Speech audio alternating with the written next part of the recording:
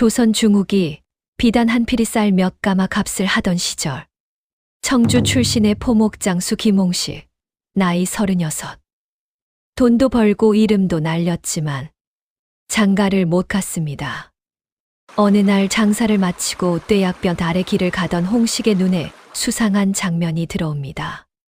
건장한 사내들이 9살짜리 꼬마 하나를 애워싸고 있는 것. 거기 뭐 하시오? 이 아이가 우리한테 돈을 빌렸소. 빌린 돈 갚으라는 건 아니오. 아버지, 이분들이 저한테 돈을 빌렸다고 하는데 저는 모르는 일이에요. 생전 처음 보는 아이가 자기를 아버지라 불렀습니다. 아, 아이 아버지가 계셨군요. 우리가 잘못 봤소. 고맙습니다, 어르신. 제가 잠깐 어르신을 이용하였으니 깊이 사죄드립니다. 너 이름이 뭐냐? 희찬이라 합니다. 고부 고을 윤진사댁 막내 아들이옵니다. 그런데 갑자기 어르신, 혹시 장가는 가셨습니까? 홍식은 어안이 벙벙했습니다.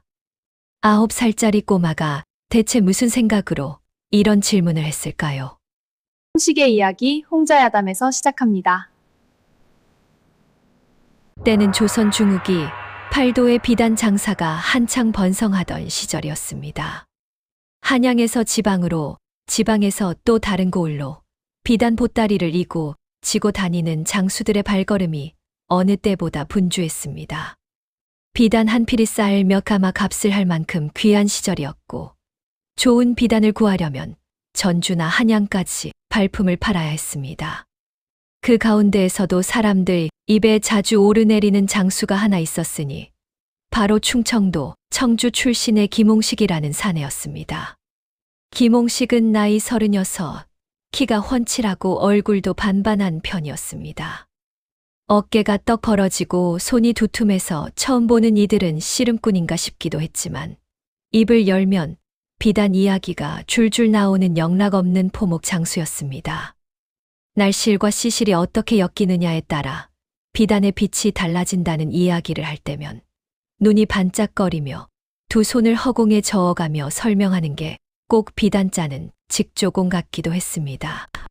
청주 장날의 홍식의 자리를 단골로 드나드는 안악들은 저 양반 비단 이야기는 들으면 귀가 호강한다고 했습니다.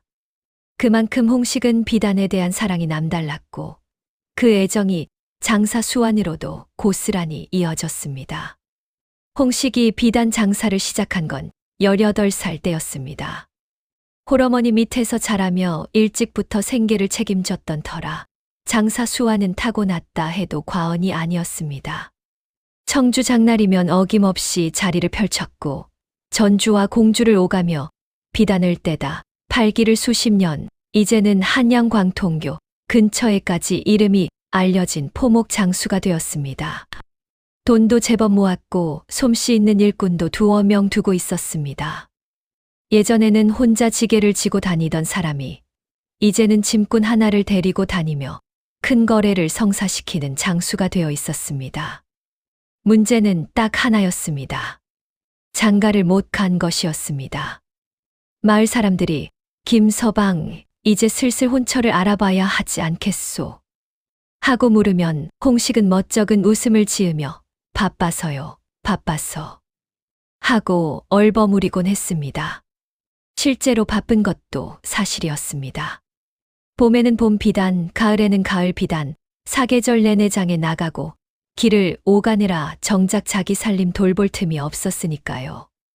어머니가 살아 계실 적에 우리 시기 이제 장가 좀 가거라 하고 눈물로 채근하셨지만 어머니가 돌아가신 뒤로는 그 잔소리를 들을 사람조차 없어졌습니다. 혼자 밥 지어 먹고 혼자 잠자리에 들고 혼자 이른 아침 짐을 챙겨 나서는 생활이 어느덧 오래되어 버렸습니다. 홍식의 집은 청주 읍내에서 조금 떨어진 곳에 있었습니다. 이웃에는 과부가 된 김씨 안악이 홀로 살고 있었고 그 옆집 노인이 가끔 홍식의 빈 밥상을 걱정해 주었습니다. 달이 밝은 밤이면 홍식은 마당에 평상을 끌어내고 혼자 앉아 비단결을 손으로 만지작거리곤 했습니다. 비단은 차갑지도 않고 뜨겁지도 않았습니다. 그냥 부드러웠습니다. 그 부드러움이 좋았습니다. 가끔 그 부드러움이 사람 손길 같다는 생각을 하다가 혼자 피식 웃고는 평상에서 일어났습니다. 36이 되도록 이렇게 살아온 것이 새삼스러운 것도 아니었습니다. 그해 여름, 홍식은 전주 비단 시장을 다녀오는 길에 고부 고을 근처를 지나게 되었습니다. 날씨가 어찌나 무더운지 온몸에서 땀이 비 오듯 흘렀고 지게에 얹은 비단 보따리가 평소보다 2배는 무겁게 느껴졌습니다. 점심때를 한참 넘긴 시각이었는데 도 먹은 것이라곤 아침에 주막에서 급히 먹은 보리밥 한 그릇이 전부였습니다.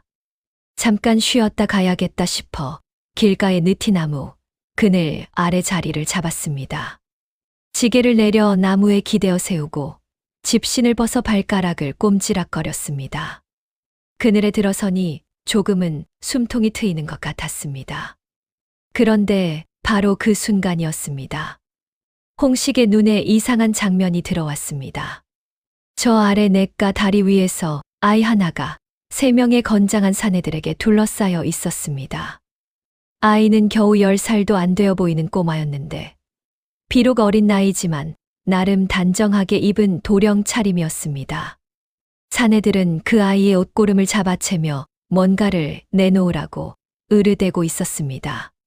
한 사내는 아이의 앞을 막아서고 또 한 사내는 뒤로 돌아섰고 나머지 한 사내는 팔을 뻗어 아이의 어깨를 누르듯 잡고 있었습니다. 3명의 성인 사내가 1명의 꼬마 아이를 에워싸고 있는 광경이었습니다. 그런데 이상한 것은 아이의 태도였습니다. 도망가지도 않고 울지도 않았습니다. 소리를 지르지도 않았습니다. 그냥 가만히 서서 사내들을 올려다보고 있었는데 그 눈빛이 사뭇 달랐습니다. 두려움이 아니라 뭔가를 곰곰이 생각하는 듯한 묘하게 침착한 눈빛이었습니다. 마치 어른처럼 상황을 냉정하게 읽고 있는 것 같았습니다. 홍식은 가던 길을 멈췄습니다. 평소 같으면 남의 일에 함부로 끼어들지 않는 성격이었습니다. 장사꾼이란 원래 시비에서 멀어야 한다는 걸 뼛속 깊이 알고 있었습니다. 그러나 어린아이가 저렇게 위기에 처해 있는데 그냥 지나쳐 갈 수는 없었습니다. 홍식은 잠깐 상황을 더 살폈습니다. 냇가는 좀 외진 곳이었습니다. 오가는 사람이 별로 없었고 사내들이 노린 것도 그 점인 것 같았습니다. 홍식은 지게를 내려놓고 성큼성큼 다리 쪽으로 걸어갔습니다. 거기 뭐 하시오? 홍식의 목소리는 생각보다 크게 울렸습니다. 사내들이 흠칫 돌아봤습니다. 거구의 사내가 땀을 뻘뻘 흘리며 걸어오는 것을 보고 잠시 주저했습니다. 이 아이가 우리한테 돈을 빌렸소. 빌린 돈을 갚으라는 것 아니오. 두목처럼 보이는 사내가 퉁명스럽게 대꾸했습니다. 홍식은 눈살을 찌푸리며 아이를 내려다봤습니다. 그런데 아이는 홍식을 보자마자 눈을 반짝이더니 갑자기 홍식의 소매를 잡아당기며 말했습니다. 아버지, 이분들이 저한테 돈을 빌렸다고 하는데 저는 모르는 일이에요. 홍식은 순간 굳어버렸습니다. 아버지라고? 생전 처음 보는 아이가 자기를 아버지라고 불렀습니다. 홍식의 얼굴이 딱 굳는 순간 아이는 그 눈빛으로 간절히 무언가를 말하고 있었습니다. 제발 맞장구를 쳐달라는 눈빛이었습니다. 어린 나이임에도 불구하고 아주 침착하고 영리한 눈빛이었습니다. 홍식은 잠시 망설이다가 무릎을 탁 쳤습니다.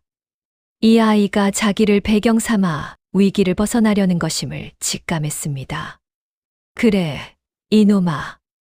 아버지가 없는 데서 이게 무슨 짓이냐. 홍식은 아이의 어깨를 두드리며 사내들을 똑바로 바라봤습니다. 품에서 몇 잎의 동전을 꺼내는 척하다가 사내들에게 말했습니다. 돈을 빌렸다고 했소. 얼마요? 사내들은 홍식의 떡 벌어진 어깨와 그 눈빛을 번갈아 쳐다보더니 잠시 수군거렸습니다. 아이 아버지가 이렇게 덩치 큰 사내라면 사정이 달라진 것이었습니다. 더구나 그 눈빛이 예사롭지 않았습니다. 싸움꾼의 눈빛이었습니다. 뭐. 그럼 아이 아버지가 계셨군요. 그냥 우리가 좀 잘못 봤소. 사내들은 머쓱하게 웃으며 슬그머니 물러났습니다. 홍식은 그들이 다리를 건너 멀리 사라질 때까지 자리를 지켰습니다. 뒤돌아보지 않고 걸어가는 것을 보면서도 방심하지 않았습니다. 그들이 완전히 보이지 않게 되자 아이는 홍식 앞에 반듯하게 서더니 꾸벅 허리를 숙였습니다. 고맙습니다, 어르신. 제가 잠깐 어르신을 아버지라 불러 이용하였으니 깊이 사죄드립니다. 홍식은 어안이 벙벙했습니다. 세상에 9살짜리가 이렇게 반듯하게 사과를 할 줄이야. 게다가 이용하였다는 말까지. 홍식은 쪼그려 앉아 아이의 얼굴을 들여다봤습니다. 동글동글한 얼굴에 눈이 또렷했습니다. 총기가 넘치는 얼굴이었습니다. 너 이름이 뭐냐? 희찬이라 합니다. 고부 고을 윤진사댁 막내 아들이옵니다. 윤진사댁. 그럼 저 사내들은 대체 왜 너를 잡은 게야? 희찬은 잠깐 눈을 내리깔았다가 다시 홍식을 올려다봤습니다. 저 사람들은 저희 집에서 일하던 마당쇠 출신입니다. 전에 집에서 물건을 훔치다 들켜 쫓겨났는데 오늘 저를 혼자 만나자 묵은 앙심에 못된 짓을 하려 한 것입니다. 만약 제가 울거나 소리를 질렀다면 도리어 더 위험해졌을 것 같아 그냥 버텼습니다. 혼자서는 방법이 없었는데 마침 어르신이 오셨습니다. 홍식은 고개를 끄덕였습니다. 이 꼬마가 참 대단했습니다. 겁에 질리지 않고 침착하게 상황을 읽고 있었던 것입니다. 9살이 소리도 안 지르고 이렇게 버티고 있었으니 배짱도 배짱이거니와 지혜가 있는 아이였습니다. 근데 왜 혼자 여기 나와 있었어? 심부름이었습니다. 저희 어머니가 주신 편지를 낼까 건너 외갓집에 전하러 가는 길이었습니다. 홍식은 빙긋 웃었습니다. 그래, 심부름 잘 마치고 집에 가거라. 오늘은 조심해서 가고. 희찬은 또 한 번 꾸벅절을 했습니다. 그런데 돌아서려다 멈추더니 희찬이 홍식을 빤히 쳐다봤습니다. 위에서 아래로, 아래에서 위로 무언가를 재는 눈빛이었습니다. 포목장수 특유의 물건 보는 눈길처럼 희찬은 홍식을 꼼꼼히 살피는 것 같았습니다. 어르신은 비단 장수이십니까? 그렇다. 어르신, 혹시 장가는 가셨습니까? 엉뚱한 질문에 홍식은 피식 웃음이 나왔습니다. 아니, 아직. 희찬은 그 말을 듣고 입꼬리를 살짝 올렸습니다. 뭔가를 결심한 듯한 표정이었습니다. 그렇다면 어르신, 한 가지 부탁이 있습니다. 은혜를 갚는 게 아니라 제가 어르신께 은혜를 드리고 싶습니다. 사흘 후에 저희 집으로 한번 와 주시겠습니까? 고부 고을 윤진사댁이라 하시면 아무나 알고 있습니다. 홍식은 어리둥절한 채로 그 자리에 서 있었습니다. 이 아이가 대체 무슨 생각을 하고 있는 것인지 아무리 생각해도 감이 잡히지 않았습니다. 그로부터 사흘이 지났습니다. 홍식은 청주로 돌아오는 길에 갑자기 고부 고을 윤진사댁 대문 앞에 서 있는 자신을 발견했습니다. 사실 오면서도 몇 번이나 발걸음을 돌릴까 했습니다. 9살짜리 아이 말을 믿고 이렇게 찾아오는 게 제정신인가 싶기도 했습니다. 장사꾼이 이렇게 모르는 양반 댁에 찾아가는 것도 쑥스러운 일이었습니다. 그러나 희찬의 그 맑고 단호한 눈빛이 자꾸 떠올랐습니다. 그냥 지나치기가 어쩐지 깨름칙했습니다. 문을 두드리자 안에서 하인이 나왔고 잠시 후 희찬이 달려 나왔습니다. 오셨습니다. 어르신, 오실 줄 알았습니다. 희찬의 얼굴에 환한 웃음이 번졌습니다. 홍식은 멋쩍게 뒷목을 긁었습니다. 그냥 한번 지나치는 길에. 어서 들어오십시오. 아버지께 말씀드려 놓았습니다. 홍식은 안으로 안내를 받았습니다. 사랑채에는 희찬의 아버지 윤진사가 기다리고 있었습니다. 나이는 50 언저리로 보였고 수염이 깔끔하게 정돈된 얼굴에 인자한 눈빛이 담겨 있었습니다. 홍식은 자신이 양반집 사랑채에 앉아 있는 것이 어색해서 자꾸 옷매무새를 고쳤습니다. 희찬이한테 다 들었소. 우리 막내 녀석을 위험에서 구해주셨다 하니 진심으로 고맙소이다. 윤진사는 깎듯이 예를 갖춰 홍식을 맞이했습니다. 홍식도 허리를 굽히며 답례했습니다. 차와 과일이 들어오고 두 사람은 잠시 이런저런 이야기를 나눴습니다. 청주에서 비단 장사를 한다는 것, 몇 년이나 이 길을 걸어왔는지, 어떤 비단을 취급하는지. 윤진사는 상대가 장사꾼이라도 가리지 않고 진지하게 이야기를 들어주었습니다. 그런데 희찬은 차를 마시는 내내 두 사람 사이에서 눈을 빠르게 굴리고 있었습니다. 무언가를 생각하고 있는 게 분명했습니다. 잠시 후 희찬이 아버지를 향해 천연덕스럽게 말했습니다. 아버지, 큰아버지네 미령 누님 말이에요. 아직 혼처를 못 구하셨다고 하지 않으셨어요? 윤진사가 잠깐 눈을 크게 떴다가 희찬을 지그시 바라봤습니다. 홍식도 얼결에 희찬을 쳐다봤습니다. 희찬아, 지금 그게 무슨... 아버지, 김 어르신은 청주에서 비단 장사를 크게 하시는 분입니다. 성품도 반듯하고 인품도 훌륭하십니다. 제가 사흘 전 어르신을 처음 뵈었는데 저를 구해주신 것만 봐도 의리와 담력이 있으신 분이십니다. 나이는 36이시고 아직 혼처를 구하지 못하셨다 합니다. 희찬이 또렷또렷한 목소리로 말했습니다. 마치 훈장님한테 글을 읽어드리듯 조리 있게 아뢰었습니다. 홍식은 자기 얼굴이 빨개지는 걸 느꼈습니다. 이 녀석이... 윤진사가 헛기침을 했습니다. 하지만 희찬을 야단치지 않았습니다. 눈빛이 부드러워지며 홍식을 다시 바라봤습니다. 우리 막내 녀석이 참 당돌하구만. 김서방, 미안하게 됐소이다. 아닙니다. 어이구.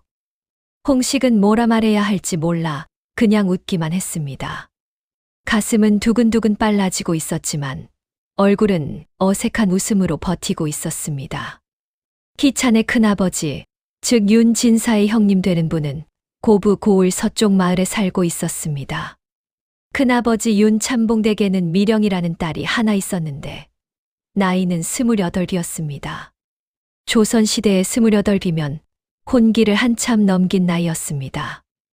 이웃 마을에서는 안쓰럽다는 눈길을 보내기도 했고 어떤 이들은 저 집에 무슨 사연이 있는 것 아니냐 수군거리기도 했습니다.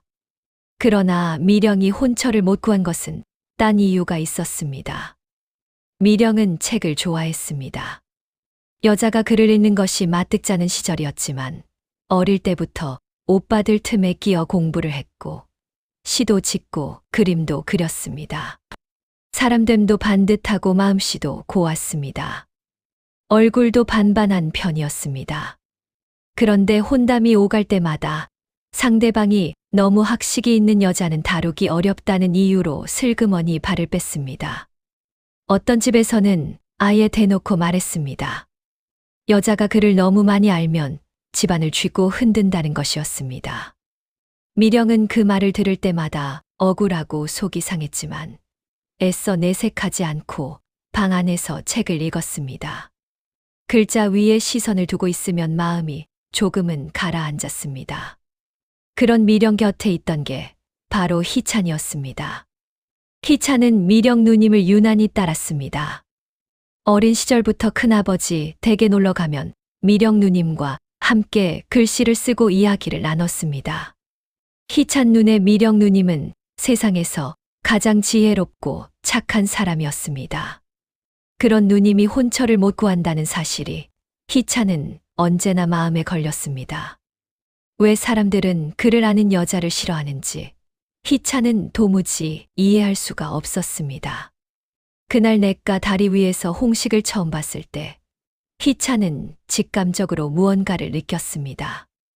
이 사람이다. 라는 느낌이었습니다. 물론 9살의 느낌이니 어른들 눈으로 보면 우습기 짝이 없는 판단이었습니다. 그러나 희찬은 확신하고 있었습니다. 홍식은 책 냄새 나는 여자를 싫어할 사람이 아니었습니다. 비단을 다루는 사람은 섬세함을 알아봅니다. 비단결을 손으로 쓰다듬으며 날실과 씨실을 구분하는 사람이라면 사람의 결도 함부로 다루지 않을 것이었습니다. 위기에 처한 낯선 아이를 거리낌 없이 구해준 것만 봐도 이 사람의 마음이 어떤 사람인지 알 수 있었습니다. 사흘 후 윤진사는 형님 댁을 찾아갔습니다. 윤참복 내외는 반갑게 형제를 맞이했습니다. 차를 마시며 이야기를 나누던 중 윤진사가 넌지시 말을 꺼냈습니다. 형님, 제 사랑채에 최근 반갑고 기특한 사람이 찾아왔었습니다. 청주에서 비단 장사를 하는 홍식이라는 사내인데 희찬이가 위험에 처했을 때 거뜬히 구해줬습니다. 허우대도 멀쩡하고 성품도 점잖았습니다. 나이는 36이라 하더이다. 윤참봉이 차를 마시다 잠깐 멈췄습니다. 그래서 형수님, 미령이 혼처 말씀입니다만 윤참봉 내외는 잠시 말이 없었습니다. 비단 장수와 양반가 규수의 혼사라니 처음에는 탐탁지 않은 기색이었습니다. 신분의 차이가 있는 것은 사실이었습니다. 그러나 윤진사는 차분하게 홍식의 됨됨이를 이야기했습니다. 가진 재산도 제법 되고 수십 년간 성실하게 장사를 이어온 사람이며 거짓이 없고 의리가 있다고 했습니다. 미령이 나이를 생각하면 마냥 까다롭게 굴 처지가 아니었습니다. 희찬은 그 자리에 없었습니다. 어른들의 이야기에 끼어들면 안 된다는 것쯤은 알고 있었습니다. 대신 희찬은 그날 저녁 미령 누님 방으로 살며시 찾아갔습니다. 누님, 저 드릴 말씀이 있어요. 미령은 책을 덮으며 동생 희찬을 마주했습니다. 또 무슨 꿍꿍이냐, 이 녀석아. 미령은 웃으면서 말했습니다. 희찬이 무슨 꿍꿍이를 부릴 때의 표정을 너무 잘 알고 있었습니다. 며칠 전에 제가 다리에서 위험한 일을 만났었어요. 근데 어떤 비단 장수 어르신이 저를 구해줬거든요. 덩치가 크고 목소리도 크지만 눈이 참 따뜻해요. 그리고 누님, 그 어르신이요. 희찬은 한 박자 쉬었다가 말을 이었습니다. 비단을 만질 때 손이 아주 조심스러워요. 얼마나 소중히 다루는지 몰라요. 비단 한 올 한 올을 다 소중히 여기는 거예요. 그런 손을 가진 분이면 누님도 소중히 다뤄줄 것 같았어요. 그리고 누님처럼 책을 좋아하는 사람을 나쁘게 볼 분이 아닌 것 같았어요. 미령은 한동안 말을 잇지 못했습니다. 그 조용한 침묵 속에서 무언가가 미령의 가슴에 스며들었습니다. 그를 잃는다는 이유로 번번이 혼처를 잃어온 미령에게 동생의 그 한마디가 오래된 상처를 살짝 건드리는 것 같았습니다. 희찬아. 예, 누님. 고맙다. 그 후 한 달이 흘렀습니다. 중매 이야기는 조심스럽게 그러나 꾸준히 이어졌습니다. 윤진사가 홍식을 여러 차례 만나 사람을 살폈고 윤참봉도 한양에 올라온 홍식을 한 번 만났습니다. 홍식은 어른들 앞에서 말을 잘하는 편은 아니었지만 지성스럽고 성실한 태도만큼은 누구라도 인정할 수밖에 없었습니다. 비단 장사 이야기를 할 때면 눈이 빛났고 돈보다 신용을 먼저 앞세운다는 말에 윤참복 내외도 고개를 끄덕였습니다. 홍식은 이 모든 과정이 꿈만 같았습니다. 불과 한 달 전만 해도 오늘 밤밥은 뭘 먹나 혼자 생각하던 노총각이 어쩌다 보니 양반과 규수와의 혼담에 이름이 오르내리게 된 것이었습니다. 다 저 꼬마 때문이야. 홍식은 혼자 중얼거리며 쓴웃음을 지었습니다. 하지만 그 웃음 속에는 따뜻한 감사함이 담겨 있었습니다. 그런데 혼담이 무르익어 가던 중 예상치 못한 장애물이 하나 나타났습니다. 고부고을에 사는 이씨 성을 가진 군수 아들이 미령에게 혼담을 넣어온 것이었습니다. 이 씨 문중은 대대로 관직을 지낸 집안이었고 재력도 상당했습니다. 군수 아들의 혼담이니 윤참봉 내외도 무시하기 어려웠습니다.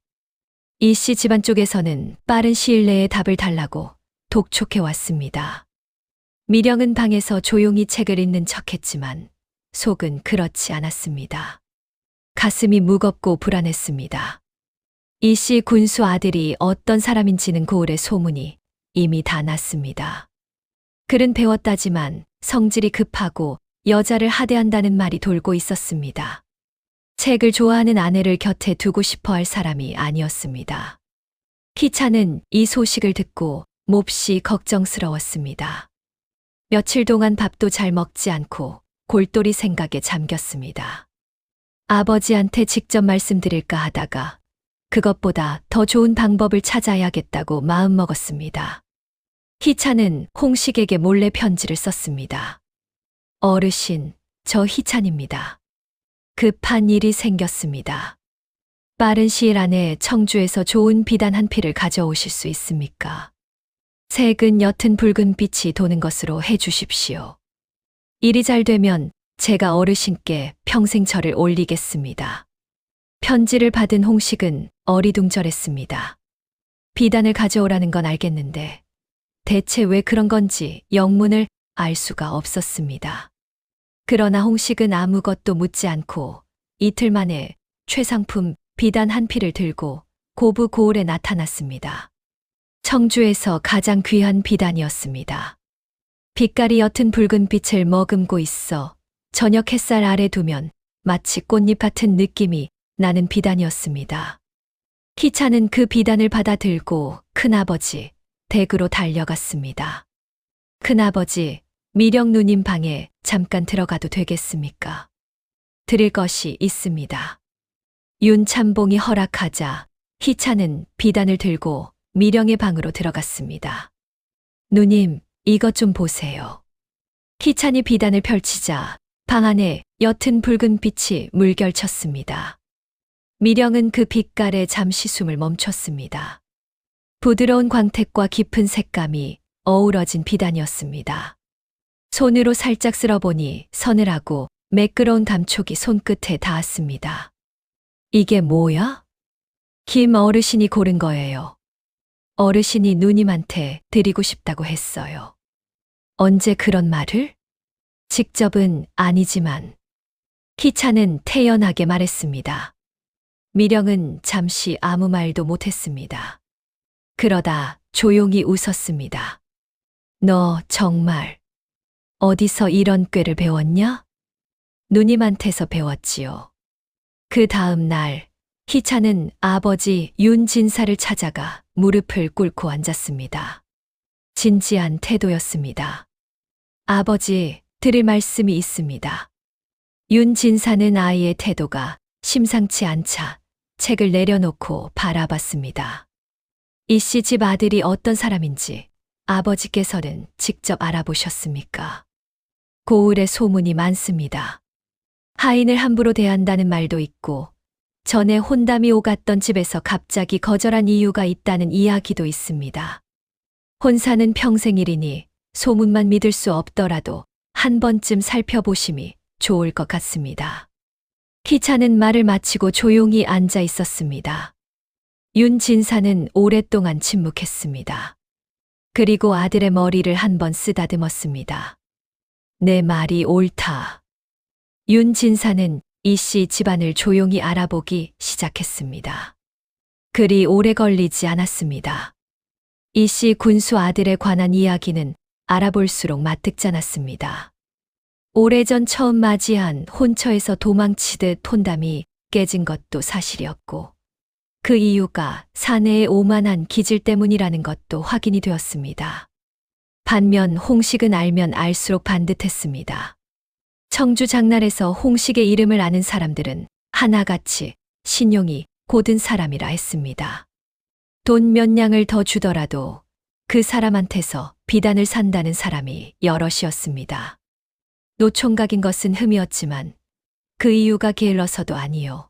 문제가 있어서도 아닌 것이 분명했습니다. 윤참복 내외는 결국 이 씨 집안의 혼담을 정중히 거절했습니다. 그리고 홍식 쪽으로 마음을 돌렸습니다. 혼인 날짜가 잡힌 건 그해 가을이었습니다. 날씨가 청명하고 바람이 시원한 좋은 날이었습니다.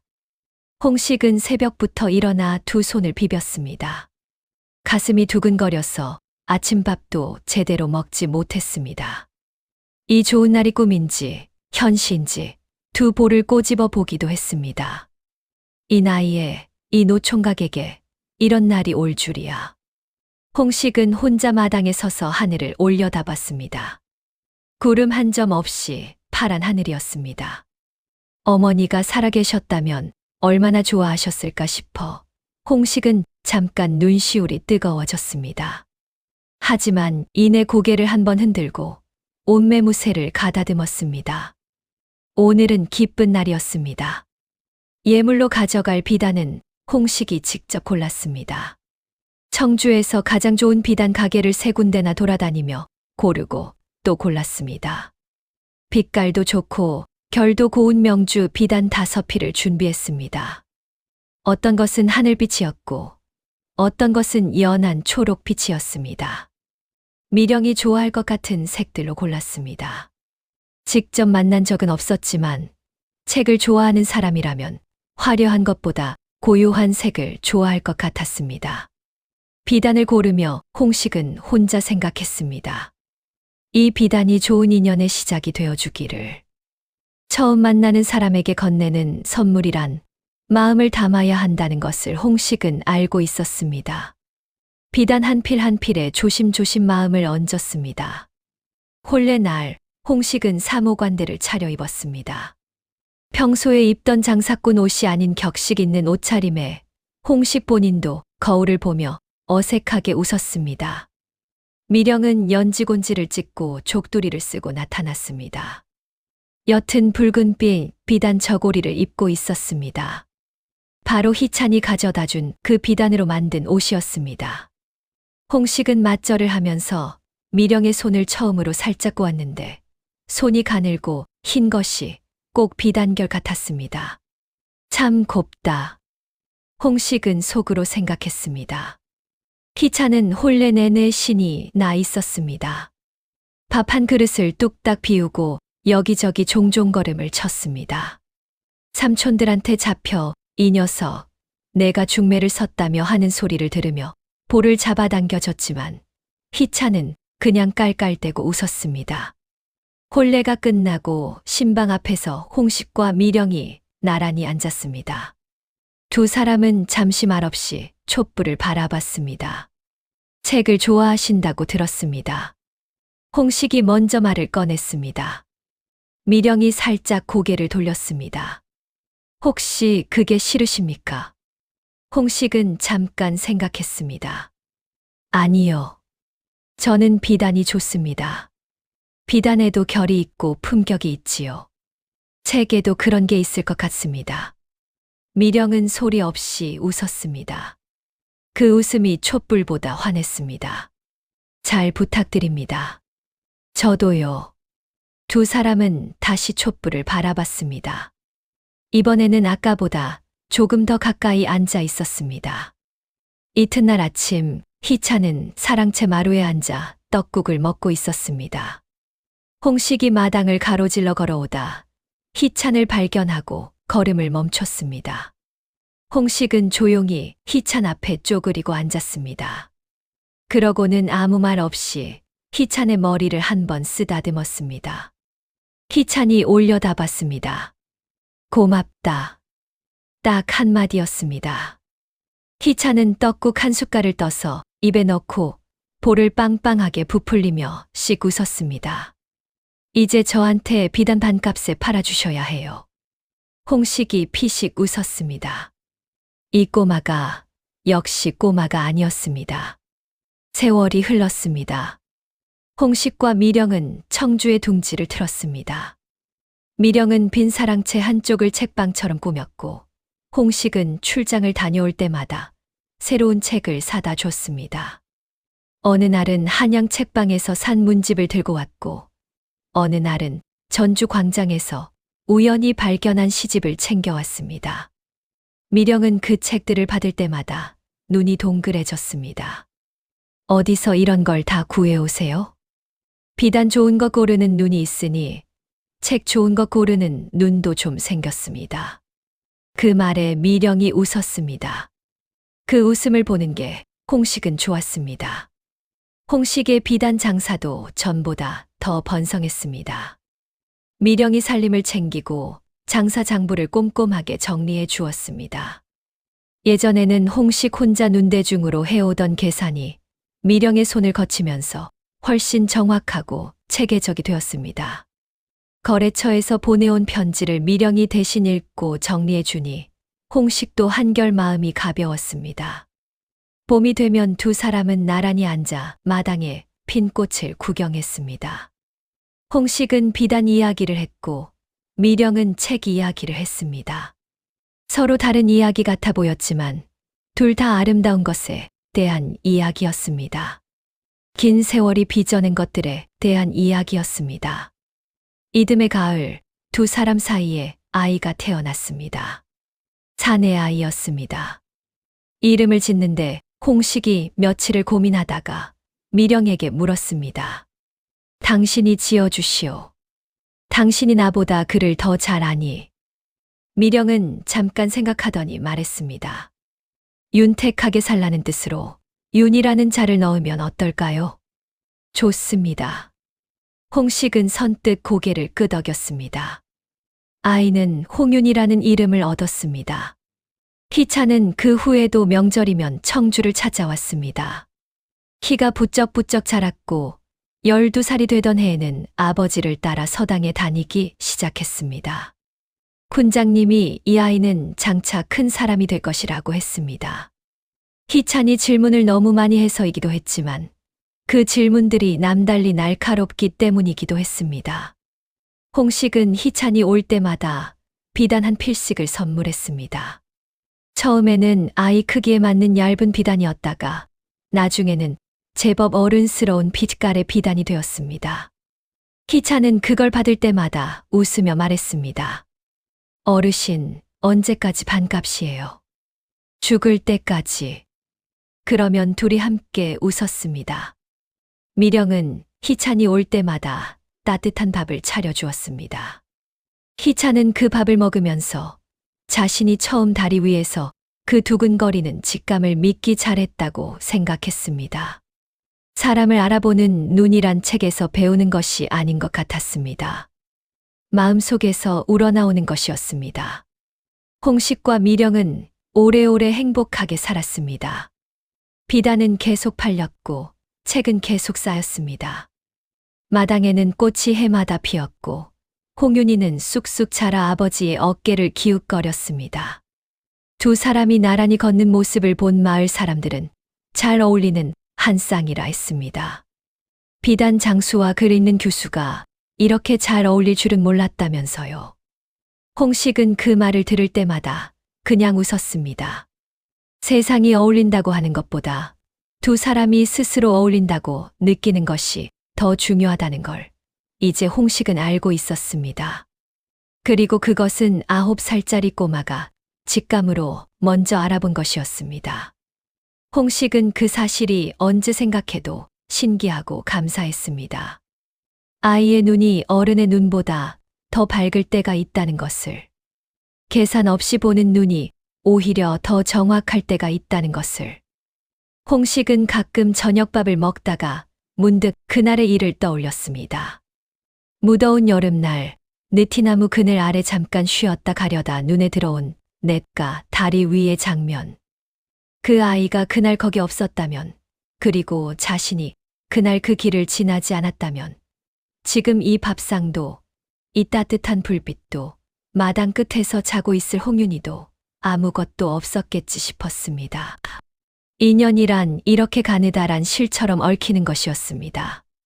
그 실 하나가 끊겼더라면 지금 이 모든 것이 사라진 셈이었습니다. 그러고 보면 냇가 다리 위에서 만난 9살 꼬마 도령은 홍식에게 단순한 낯선 아이가 아니었습니다. 삶의 방향을 바꿔준 사람이었습니다. 미령은 그런 홍식의 얼굴을 보고 빙긋 웃었습니다. 또 그날 생각하시는 거예요. 홍식은 멋쩍게 웃으며 밥을 한 숟갈 떴습니다. 어떻게 알았소? 그 표정이 꼭 그럴 때 나오거든요. 두 사람은 함께 웃었습니다. 그 웃음이 방 안에 고였습니다. 희차는 후에 장성하여 벼슬길에 나아갔습니다. 지혜롭고 과감하되 경솔하지 않다는 평을 받으며 여러 고을에서 선정을 베풀었습니다. 사람들은 그를 두고 어릴 때부터 남달랐다 했습니다. 9살의 위기를 침착하게 넘기고 비단 장수 하나의 인생을 바꿔놓은 아이였으니 그 말이 틀린 것도 아니었습니다. 희차는 벼슬을 얻어 떠나기 전날 밤 청주의 홍식댁에 들렀습니다. 미령이 차려준 저녁밥을 먹으며 희차는 말했습니다. 어르신, 저 이제 먼 곳으로 가게 됩니다. 자주 오지는 못할 것 같습니다. 홍식은 한동안 말이 없었습니다. 그러다 희찬의 잔에 술을 따라 주었습니다. 잘 가거라. 어딜 가든 그 눈 잃지 말고. 무슨 눈이요? 사람 보는 눈. 희찬은 그 말을 가슴에 새겼습니다. 평생 잊지 않았습니다. 그리고 고부고울 다리 위, 느티나무, 그늘 아래에는 여전히 바람이 불었습니다.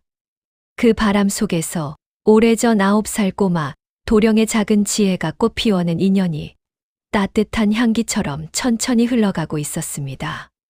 세상에 좋은 인연이란 결국 이렇게 뜻밖의 자리에서 뜻밖의 사람으로부터 만들어지는 것이었습니다. 비단 한 올처럼 가늘지만 그 올이 모이면 세상에서 가장 고운 옷감이 되듯이 사람과 사람 사이의 인연도 그렇게 짜이는 것이었습니다. 홍식과 희찬의 이야기 마칩니다. 감사합니다.